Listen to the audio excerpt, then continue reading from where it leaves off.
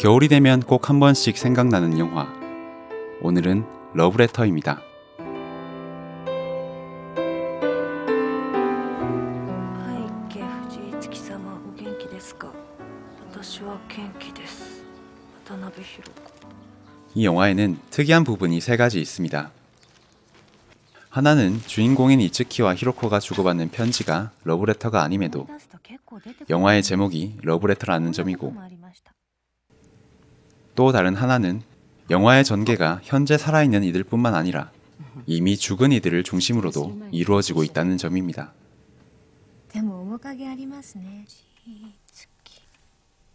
그리고 마지막 하나는 영화의 주인공이라 할 수 있는 두 인물, 와타나베 히로코와 후지 이츠키를 한 명의 배우, 나카야마 미오가 모두 연기한다는 것입니다.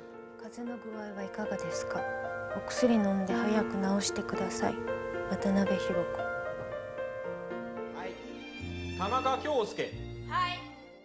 영화의 주인공인 후지 이츠키와 같은 이름을 가졌었던 남자 후지 이츠키. 그는 와타나베 히로코의 연인이었지만 등산을 갔다가 조난을 당해서 결국 영원히 산을 내려오지 못하게 됩니다. 死んだでしょ2年前に山で遭難して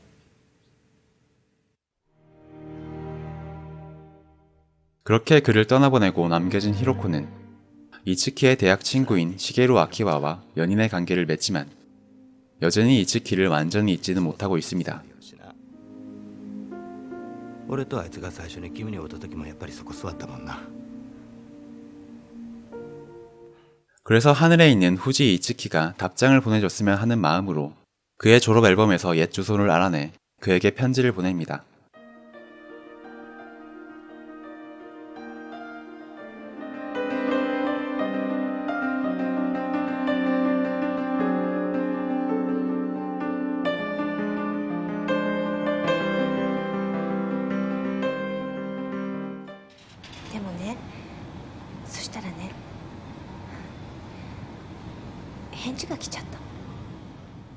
그런데 재미있게도 정말로 답장이 도착합니다. 설마 이츠키가 하늘에서 보낸 걸까요? 물론 아니었습니다. 히로코가 편지를 보내기 위해 졸업앨범에서 봤던 주소는 자신의 연인 후지 이츠키가 아니라 같은 이름을 가진 여학생 후지 이츠키의 주소였던 것입니다. 이츠키ちゃん 手紙! 이츠키ちゃん! 何よこれ渡しましたけど 여기서 이 영화의 독특한 구조가 드러나기 시작합니다. 히로코와 이츠키는 얼굴이 똑같습니다. 그리고 이츠키와 이츠키는 이름이 똑같습니다. 이렇게 세 사람은 묘하게 얽혀 있었지만 직접적인 인연이 없었던 히로코와 이츠키가 서로를 만나게 만든 건 바로 죽은 사람 후지 이츠키였습니다. 彼は2年前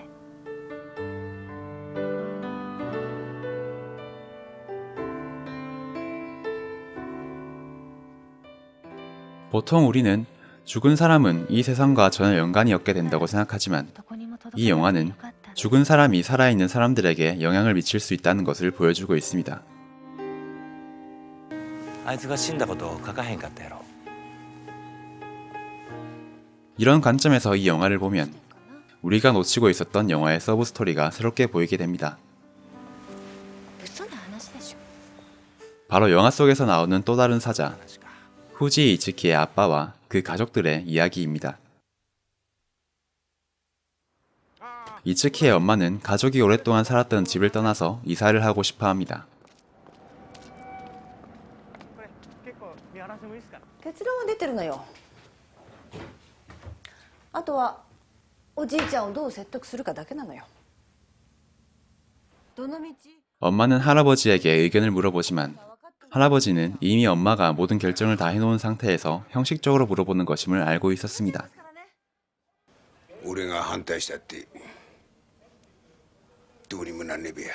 어색함이 흐르는 집안의 분위기. 이건 과연 할아버지가 너무 늙어버렸기 때문만일까요? 아니었습니다.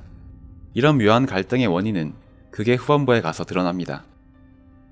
이번에도 역시 죽은 사람, 바로 이츠키의 아빠 때문이었습니다.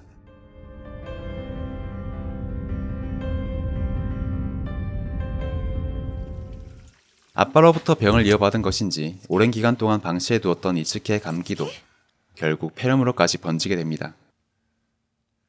11.8 おじいちゃん 이츠키가 정신을 잃고 쓰러지지만 바깥에는 폭설이 내려서 구급차도 오지 못하는 상황. そんなにかかんねえべや。雪。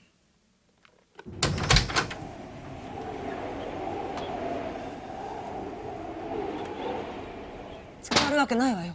ダメだったら歩く。 한시가 급한 상황에서 할아버지는 이츠키를 업고 병원까지 달려가겠다고 합니다. 呼んでよ。 1時間かかるって言ってるんだ。 누가 봐도 무리한 계획이었기 때문에 엄마는 할아버지를 말려보지만 할아버지는 고집을 꺾으려 하지 않습니다. この子まで殺すつもり。 결국 엄마는 가슴속에 금기처럼 담아뒀던 그 말들을 뱉어내고 맙니다. 119番の言うこと聞かないで勝手にタクシー拾いに行って結局全然捕まらなかったでしょ。 둘 사이에 흐르고 있던 갈등의 원인이 드러나는 순간 それで死んじゃったんでしょあの人。また同じこと繰り返してどうするのよ。病院まで何分かかった。何分だ。 그러나 할아버지는 엄마가 그런 오해와 원망을 해왔다는 걸 다 알고 있었다는 듯 담담하게 말을 이어나갑니다. かかったわよ。かかっとらん。かかったわよ。正確に言えば家を出て病院の玄関まで38分だった。それでも間に合わなかった。どっちにしても手遅れだったんだ。 한 집에서 함께 살아왔으나 사실은 흩어져 있었던 이츠키 가족. こんな雪の中歩くなんて無理よ。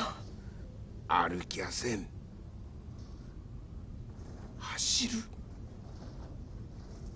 心配するな。俺の命に変えても40分以内にたどり着いて。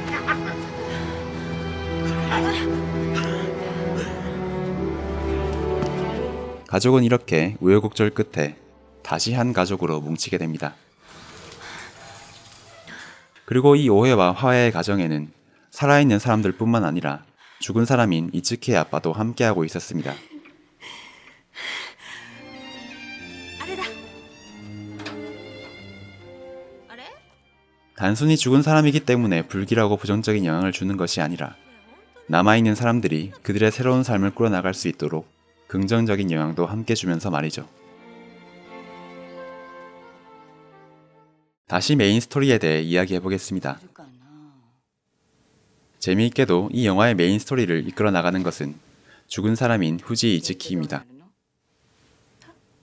似てると何かあるの？似てたら許せないです。それが私を選んだ理由だとしたら、お母さん、私どうしましょう。あ？その藤ってさ、ひょっとして藤井月のこと？お前知ってんのかいな。 성인이 된 이후에 이츠키는 영화에 단 한 번도 등장하지 않지만 극의 전개는 계속해서 그를 중심으로 흘러갑니다. 帰ろう。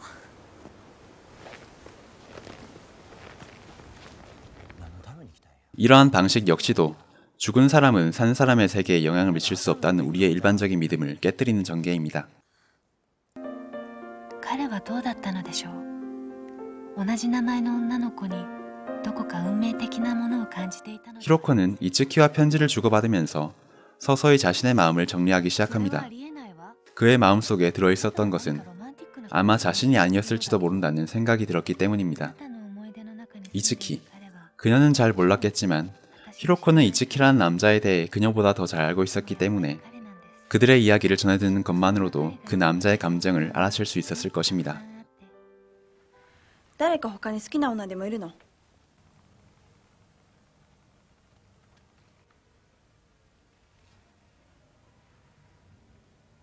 いるの？ねえよ。じゃあいいんじゃん。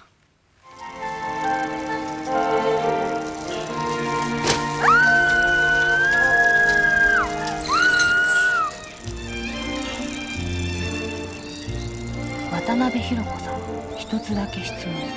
あなたはあいつのどこが良かったの？あの人私に一目惚れだって言ったんです。私もそれを信じてました。騙されました。私。ひろこさん、中学生の子にやきもち焼くの？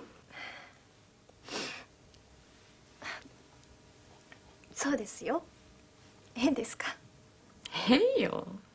追伸、あの図書カードの名前本当に彼の名前なんでしょうか？ん？どういうことだ？彼が書いていたのがあなたの名前のような気がして仕方がないんです。死んだ後まで追いかけて 그리고 이츠키와 편지를 주고받을수록 더 이상 자신의 이츠키가 세상에 존재하지 않는다는 것을 다시 확인할 뿐이었습니다. 결국 히로코는 더 이상 이츠키에게 편지를 보내지 않고 새로운 삶을 살아가겠다고 다짐합니다. 藤井月様、この手紙に書かれた思い出はあなたのものです。だからあなたが持っているべきです。今まで本当にどうもありがとう。 그래서 이츠키에게 보내는 히로코의 이 안부 인사는 이제 더 이상 당신을 그리워하지 않겠다라는 선언으로도 들리고 그래서 더 우리의 마음에 와닿는 건지도 모르겠습니다.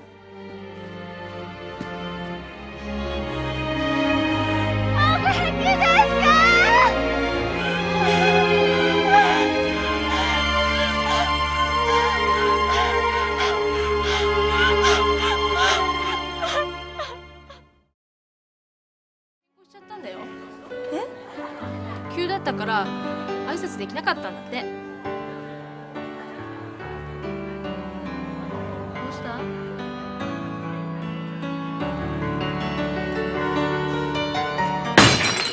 이츠키도 이 과정에서 새로운 사실을 알게 됩니다. 그리고 그 사실은 이 영화의 제목과도 관련이 있습니다.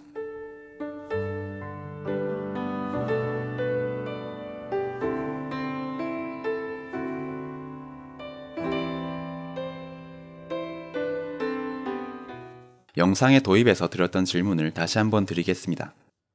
영화 내내 등장한 편지라고는 히로코와 이츠키가 주고받은 것밖에는 없는데 왜 영화의 제목은 러브레터일까요?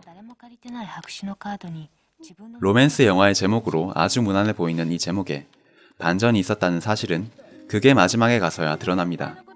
그건 바로 이 영화에는 이미 러브레터가 수없이 등장했었다는 것입니다. 제목이 말하는 러브레터는 이츠키와 히로코 사이의 편지가 아닌 바로 후지 이츠키가 후지 이츠키에게 보냈던 그 러브레터였습니다. 女の子の前では全然煮え切らんやつやったもん。 숫기가 없는 남학생이었던 이츠키는 이츠키에게 이렇게 수없이 많은 러브레터를 도서관의 책 속에 숨겨왔던 것입니다. 図書室に返しておいてよ。 먼저 세상을 떠난 이들을 추억하는 남겨진 이들의 이야기. 그러나 죽음을 부정적으로만 생각하는 우리의 관념과는 전혀 다르게 아름다운 이야기를 보여주는 영화 러브레터.